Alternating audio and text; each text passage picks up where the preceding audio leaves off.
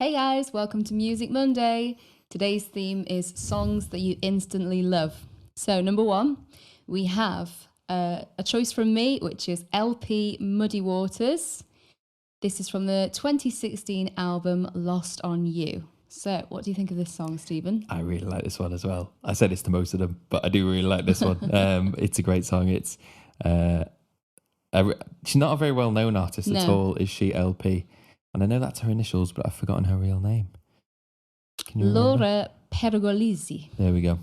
That's why I've forgotten it. And I'll go into where she's from in a minute. But yeah, what do you think of the actual sound of the song? Yeah, I really like it. So I actually found this song when I was on YouTube looking for like a live session, like a studio live session, because I really enjoy just watching performances.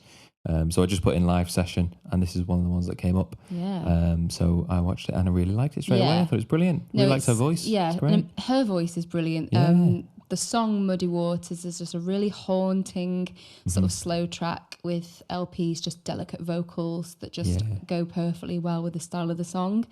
It's got like a deep pulsing beat, which I thought, and I can remember when I first heard it, and it was definitely one of those songs that just hit me, and I was like, "What's that?" And it was you playing it in the kitchen. You must have heard it already, and it's when searching for that live session, and the title Muddy Waters appealed to me, obviously, with blues legend Muddy Waters. So I clicked on it, and I liked it. And then you walked in, I think. Oh, so it was the first time you were listening to it that I listened to it as well. Yeah. Okay, right, cool. I thought it was like, oh yeah, everybody knows these guys. I felt like, oh right, okay. But that makes me feel a little bit better. No. But yeah, I listened to this song and I straight away got it on my phone, put it on my favourites playlist and just listened to it. I think every single shower time for the next few weeks, I was listening to this song. And it was just her voice, the tone of it, the way she sings, it's just something completely different. Yeah, it is, isn't it? And the style of it. So, Laura Pergolesi, she was born in March 18th, 1981, known professionally as LP, which we've said already. And she's an American singer-songwriter, best known for her single Lost on You, which I must admit I haven't listened to yet. Okay. So that must be one that will be worth a listen to. We did have a look for some of her stuff after we found that one song. We did listen to some of her other stuff, but this one was definitely my favourite. I think Muddy Waters was the one that did it for us, she's released 5 albums and 3 EPs. She does have Italian background as well. Hence the name. So if you haven't heard this song, please listen to it. It is a really, really interesting piece of music, and I just loved it straight away. And so did you? Yeah, I did. So Good. Okay, so number 2 is another choice from me, and this one is Paparazzi by Lady Gaga. So I know she's the freak of the week. I'm well aware of that. But I love Lady Gaga. And I always did. Like, it really reminds me of my late teens. Yeah. I was really obsessed with Lady Gaga. I went to see her live in the Liverpool Echo Arena, which has changed names now, hasn't it? Yeah, it's now the M&S Bank Arena, I think. Yeah. So it's not quite as catchy. No, definitely not. And this was after she released the album The Fame, which I would listen to in the car. Yeah. Continually on the way to meet friends or getting ready to go for a night out. And Lady Gaga, she even influenced my style at the time, definitely. And I think she actually might have influenced the high street style, because everything was metallics. It was all sort of leather cuffs with like stud detail, sort of big hair, shoulder pads, like a kind of 80s theme. She does a lot of shoulder pads, but definitely that metallic style and sort of leather clad. And it's a strong look when she came out, wasn't she? With what was the first song she came out with? Just Dance. Yeah, I think it was. Yeah. And it was a strong opening, wasn't it? Straight in. Yeah, I think straight away she came in with a bang. But yeah, she definitely influenced the style of a lot of people, myself included, because I just loved her. And I can remember the first time I heard this song, Paparazzi. Right. I was a bridesmaid at a friend's wedding, and there was 8 of us in total, and we were listening to music as we were doing our hair and makeup ready to go to the wedding. Yeah. And I heard this song, and I knew it was Lady Gaga because you could tell from her voice. And I remember saying, what was that song? Yeah. My friend said, "Oh, it's Paparazzi," and I just listened to it then and there. Like I kept skipping back on her phone, and I listened to it about 8 times in a row. And I was like, "I love that." And it's again, such a good song, isn't it? I think people knew me in my late teens would like say, "You love Paparazzi, you love Lady Gaga." I don't even know why. I just absolutely loved the song, loved singing it at karaoke. This song particularly is one of her best, I think. Oh, do you like it as well? It's one of my favourite one of hers, It's good to know, because you're not, I mean, she wouldn't normally be your I'm cup not of her tea. biggest, I wouldn't put her on, put it that way. I wouldn't put the music on, but this song I do think is really good. This was much more stripped back from her, wasn't it? Yeah. Not as in your face, but still more melodic, I suppose. Yeah. I mean, the music video, again, just shows how she is the freak of the week. It's really, really strange, very odd. But, you know, looking past the music video, the song side of it, I absolutely love. So, yes, that was choice number 2. Okay, so my third choice, completely different again, but another song that the first time I heard it, I instantly loved it. And that is This Never Happened Before by Paul McCartney. So. Fantastic. You can't not like Paul McCartney, can you? You know, I love anything he does and the Beatles do. So, you especially, don't you? Yeah. And obviously the Beatles are universally known, aren't they? The biggest band in the world. This song is from his 2005 album, which is Chaos and Creation in the Backyard. And I would have put money on this song actually being older than it was. 2005 is not that long ago, is it? No, not at all. He's still making music. He's just released an album a couple of months ago, hasn't he? You know, he's still going strong, and he's got to be late 70s now, hasn't he? I would think. I have to take your word for it, but I know he's old. So it was actually included in the soundtrack. The soundtrack of the movie The Lake House, which I only saw last year for the very first time when it came on Netflix. And I was just sitting, our little one he'd just learnt to sit up on his own. So I was sat on the floor with him and playing with blocks, just watching The Lake House. And this song came on in sort of the love scene where the two of them actually meet person to person. And I just loved the song, and it felt like Freddie was sort of rocking to it as well. Yeah. And I sang it to him, and it kind of stuck. And now every single bedtime I sing this song to him without fail, every single night. So if he's struggling to go to sleep, I will walk him around and sing this song, and he knows it. And every time he hears it, every time I play it, he looks up at me and smiles. And it's so special. This will always be a really special song to me now. And it was like an instant thing, and it feels like a little something that's between the two of us. Yeah. So and it's a beautiful song. It is. And The Lake House is a really lovely nice film. I really like in this, towards the end, the vocal layers. You've got these different layers doing the same lyric, but then some oohs and things over it. And I just really like it. I think it works so well.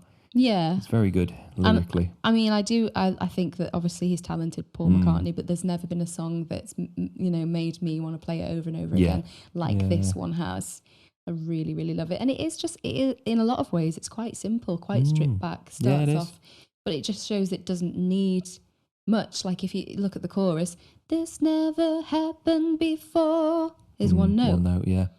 And you think like we always try and overcomplicate things if we ever attempt to write a song. Syllable. It needs to have depth and it needs to be really, really cleverly thought out. And this just shows that that's not the case. As long as it has something like a hook and it's just, pleasant to hear, that can make an incredible song. Yeah, it does. So that was my third choice. Good choice. Okay, so once again, a completely different one. I do have a very varied music taste, as I've said before, but I think this one's quite a special song. And this one is My Heart With You, and it's by The Rescues. Yeah.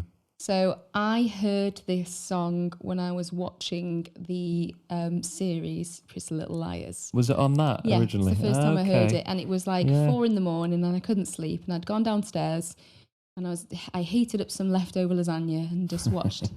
And I just heard this song in one of the scenes. I can't even really remember what the scene was, but I heard the song and I paused the show and listened to it. Yeah. And listened to it again. Yeah. And then I tried to work out the harmonies because it is just vocals. Yeah. Is it 4-part harmony? It's a 4-part harmony, yeah. And that carries the whole song. There's literally no instruments whatsoever, just vocals and a little bit of reverb. Yeah. The male voices act as the bass notes, and the female harmonies are interwoven into each other, just completing the song and making this just a beautiful piece of vocal harmony work, and probably one of the most beautiful you'll ever hear, in my opinion. And if you really listen to the end, like listen to the whole song, the ending, the way the harmonies work, I think you'll agree with me that it is a real special piece of, vocal harmonies at their finest. It's very clever, isn't it? Yeah. It's so clever the way it is just 4 voices, so it's simple in that aspect, but the harmonies are so nice. Yeah. They're brilliant. And obviously in contrast to the song before, this never happened before. We were saying how simple it is and how, one note can carry a whole tune, whereas this, and in the right way, has been crafted and well thought out. Yeah. And, it is just amazing. There are quite a few versions on YouTube of people who have covered it and done the harmonies, and it seems to work best with 2 male vocals and 2 female, bass, tenor, alto and soprano. And just, if they do it right, it's just chilling. It's so impressive. And the Rescues, they are an American rock band from LA, California. Yeah, and they were formed in 2008. And their music can be classified as indie pop rock. Okay. And it's notable for its use of 3 and 4 part harmony vocals. I'd like to hear some of their other stuff then, see what they did. Yeah, definitely. It's interesting how they met. They were performing on the singer-songwriter circuit in LA, while all members had experienced relatively a decent amount of success prior to forming the group. They realised that as a 4, they could be greater than the sum of their parts.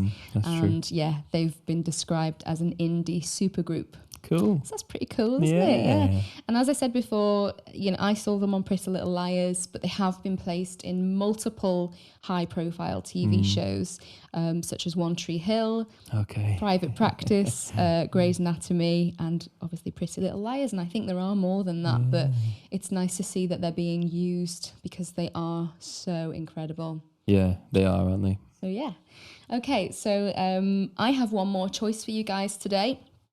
Again, completely different, but another song that just it hit me straight away, and that was Take Me to Church by Hosier, and that is from 2013. Wow, yeah. Now, he's an Irish singer-songwriter. Do you know much about Hosier? Only a little bit, because being a gear nerd again, he's a guitarist. He's actually quite a good guitarist, but it's not doesn't really show through in his music that much, which is strange. But live, I think he does more guitar-based versions of his songs. And he did a rig rundown with Premier Guitar, and which I really enjoy watching all the rig rundowns. So he did this, and he uses a couple of unusual baritone guitars, which are deeper than a standard guitar, kind of like in between a guitar and a bass kind of pitch. So on this song is one song he uses on that din is the baritone guitar that you're hearing.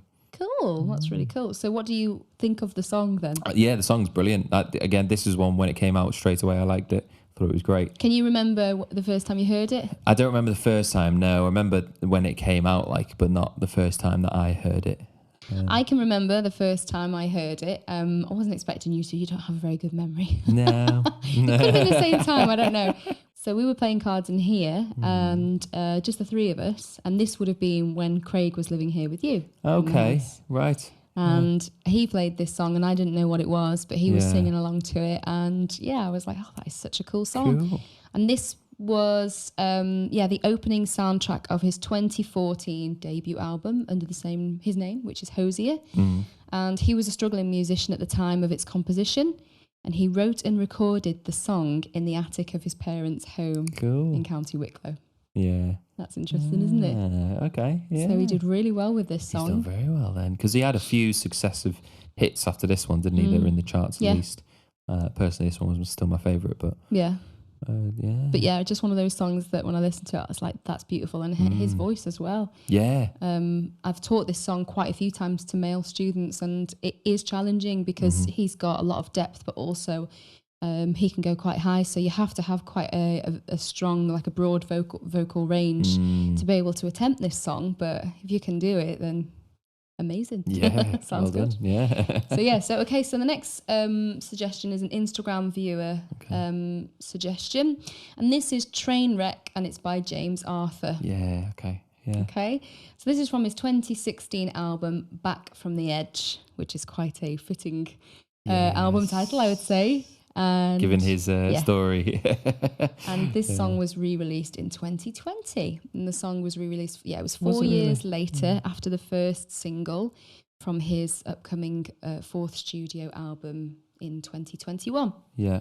And it also went viral on the video sharing platform TikTok, which is obviously really popular now. Yeah. And that led it to it entering in the top 20 UK charts. So, so what do you think of James Arthur?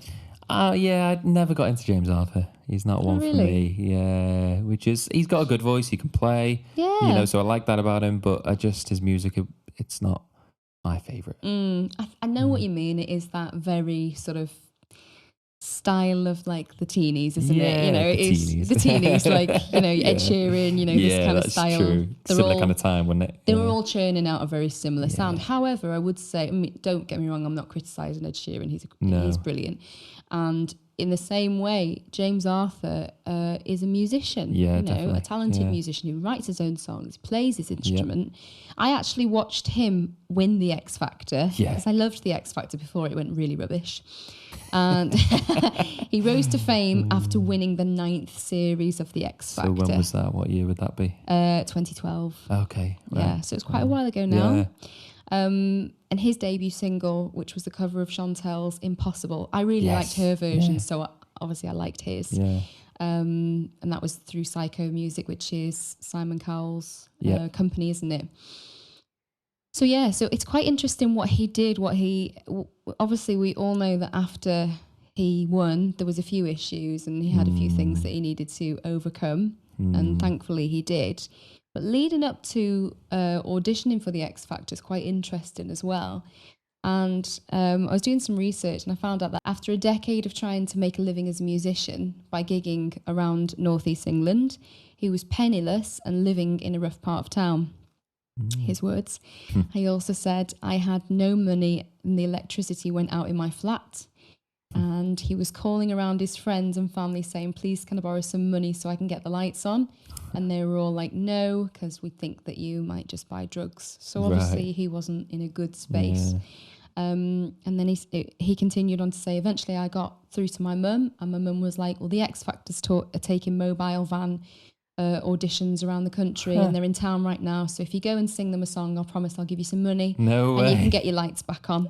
And then he won it. No way. I mean, I didn't how know that's how it amazing started. is that? Yeah, that's so cool. It was so that he could get some lights in his house because he was skint. So he went. No way. Can you believe that? And then he won the show. I know. Mental, that, innit? That Wasn't is he a plasterer or something like that? I don't know what he did, but obviously that if he was, that probably wasn't going great at the time. Maybe he wasn't then, Maybe I'm confusing him, but But that is, I think, a hell of a story for him to have achieved what he did afterwards. So the next suggestion is LSF by Kasabian. This was an Instagram suggestion. Okay. Which is Lost Souls Forever. That's what it stands for. This was released in 2003, and it is the second single released by the British rock group Kasabian. Yeah. So what do you think of? Yeah, I like Kasabian. Yeah. They were brilliant. I mean, this was it 2003? So maybe just slightly pre-indie, just before indie started coming out. Yeah. These guys were kind of there first, weren't they? And I think they're really unusual style as well. They've got that overdriven bass, and then they are guitar bands, but there's lots of different sounds in there as well, isn't there, going on? Yeah. But it's good when a band does something slightly different and then gets recognised. Yeah, true. And becomes mainstream when, the odds would have been against them to become mainstream. And then it basically started a whole genre, didn't it? Yeah. Which was great because it was some of the best music ever, in my opinion. So this was the band's first UK top 10 hit, peaking at number 10 and staying in the top 75 for 5 weeks. That's pretty good. Yeah. And it is labelled as indie, neo-psychedelic and space rock. And for those of you who don't know what space rock is, because I didn't either, I decided to look it up. Go on. And space rock is a genre characterised by the loose and lengthy song structures centred on instrumental textures that typically produce a hypnotic, otherworldly sound. Right. It may feature distorted and reverberation-laden guitars, minimal drumming, languid vocals, synthesizers, and lyrical themes of outer space and science fiction.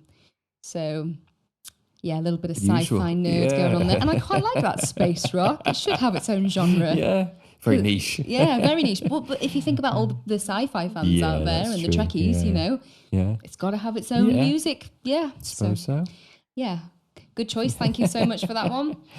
And the next Instagram suggestion was the song Sweet Home Alabama. Classic. By Lynyrd Skynyrd again. Yes, well done. From 1974 album Second Helping. So what do you think of this song? Yeah, Lynyrd Skynyrd are a fantastic band. They're so talented. Their guitar work is brilliant. I think they've got at least 3 guitars in there.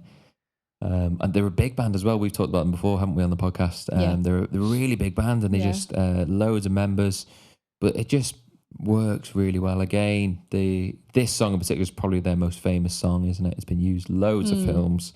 It's Guitar Hero song, I think, as well. I think it was on Guitar Hero. I think so, yeah. Yeah, and it's, you know, one song that a lot of guitarists learn early on as well. Yeah, you see, this is the problem for me. Yeah. Whoever the Instagrammer is that suggested this song, I mean, to me, it wouldn't be a one that you'd hear straight away and be like, I love that. But obviously it did resonate with somebody. Yeah. For me, it just reminds me of being a teenager and sitting in the cabin of my cousin's band and rehearsing. They were rehearsing this song over and over and over again. And every gig that they did and every little festival, they would always include this in it. This was before I was a working musician. Yeah. And before I did any kind of pop rock singing, I was, at the time, it was just music theatre that I was into.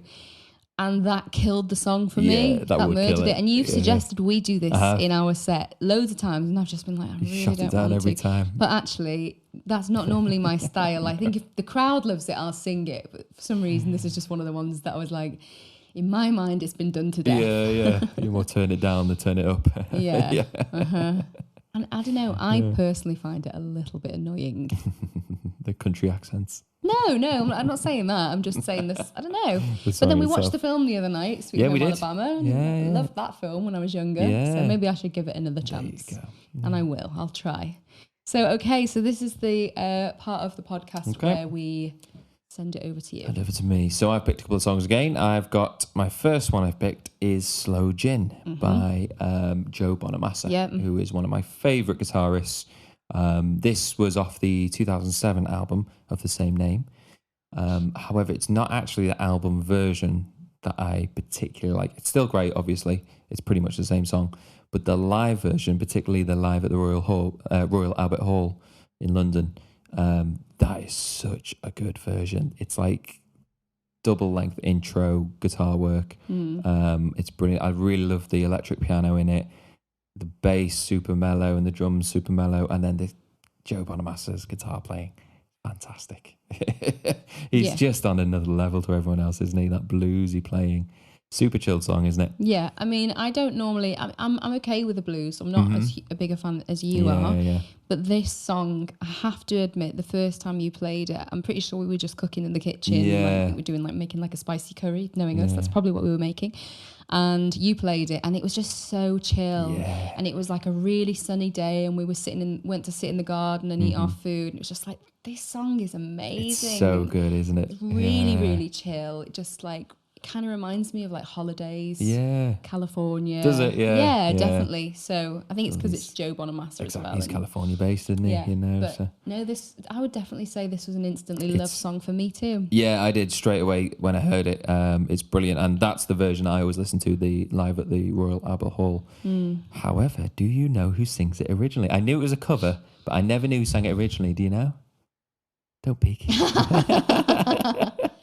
I've just seen, but I'm pretty sure you must have made a mistake there. I haven't made a mistake. It can't be right. It's Tim Curry. It can't be right. As in Home Alone actor. Yeah. Tim Curry, the actor. And Rooster in Annie. Rooster and Annie. It doesn't make sense. I never knew he was a musician as well. No. He was a singer. He's got albums out. and this is one of the songs. It was his song originally.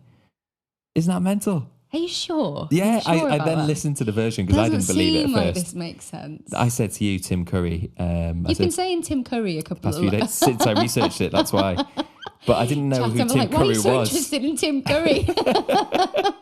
I didn't know who he was, and then I googled him and saw his face. Like, oh, that's that guy. Yeah. So he did this song originally, and I knew it was a cover that Joe Bonamassa did. I just didn't know who did it. But he's done lots of stuff. He did Time Warp because it was from, is it Beetlejuice? No, the Rocky Horror. Rocky Horror, that's it. Picture show. From Rocky Horror. So he's done music as well. He's done albums, which I never knew. Well, that is a very interesting piece of knowledge to have at your fingertips. Something you wouldn't expect either. And I still don't really believe. Yeah, I'll play it. I have to check it. Is it good? It's basically the electric piano part of the song with Tim Curry singing the same melody over the top, but there's none of that amazing guitar work in it because he's not a guitarist, obviously. Okay, well, he wrote a good song. Oh, he did, yeah. Good. But there you go. Yeah, that's a good choice that anyway. Surprised me, and what's anyway. your last one?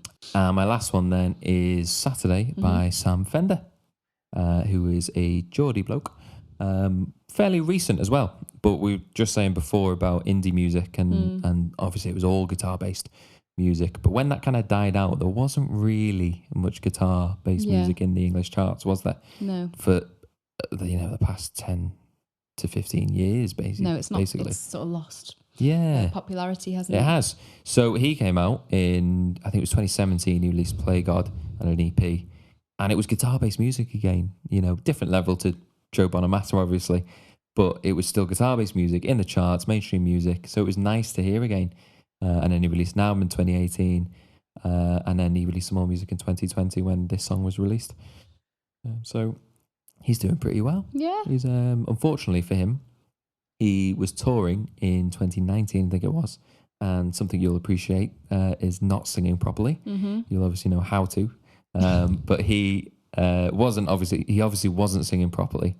And he did some damage to his vocal cords and to the point where they're even bleeding his vocal cords. Oh, so he had to, quite a lot of damage then to have to be able to make them do that.